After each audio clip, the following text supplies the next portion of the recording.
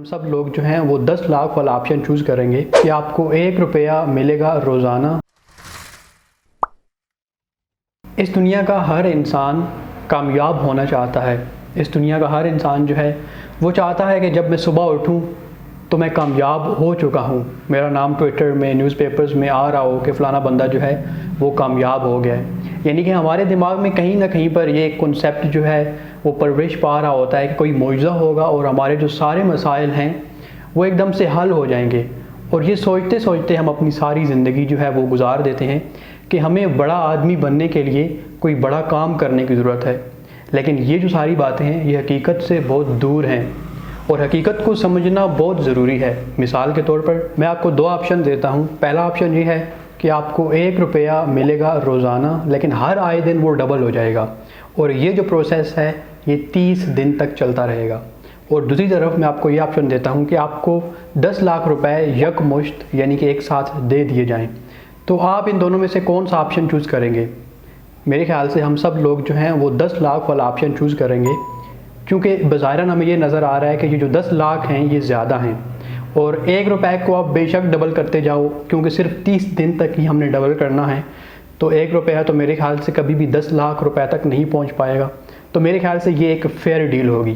لیکن ہم دوسری طرف چیک کر لیتے ہیں کہ اگر ہم 1 روپے کو ڈبل کریں ہر روز، اور یہ جو عمل ہے یہ صرف 30 دن تک جاری رہے، تو یہ جو 1 روپیہ ہے کیا یہ 10 لاکھ روپے کے قریب ترین پہنچ پائے گا، یا اس سے زیادہ ہوگا، یا اس سے کتنا کم ہوگا؟ تو چلیں آئیں ہم چیک کر لیتے ہیں۔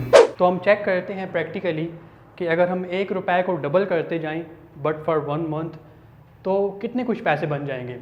پہلے دن ہمارے پاس 1 روپیہ تھا، دوسرے دن 2 ہو گئے، تیسرے دن 4، چوتھے دن 8، پانچویں دن 16، چھٹے دن 32، اسی طرح ہم آگے جاتے رہے۔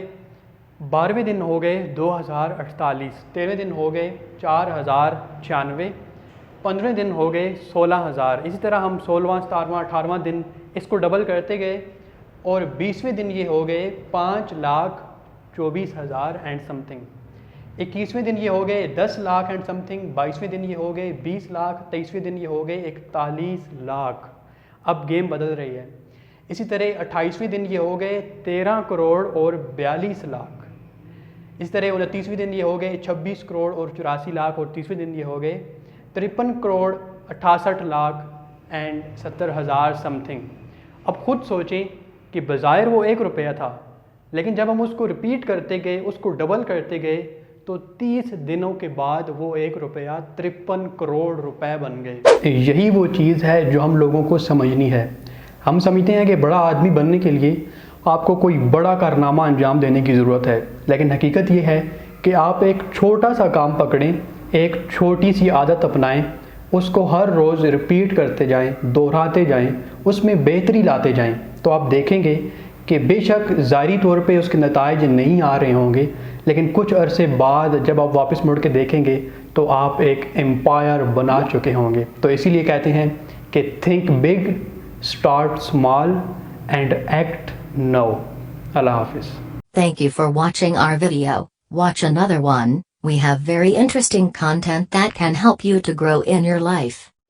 Subscribe for more interesting videos and don't forget to press the bell icon.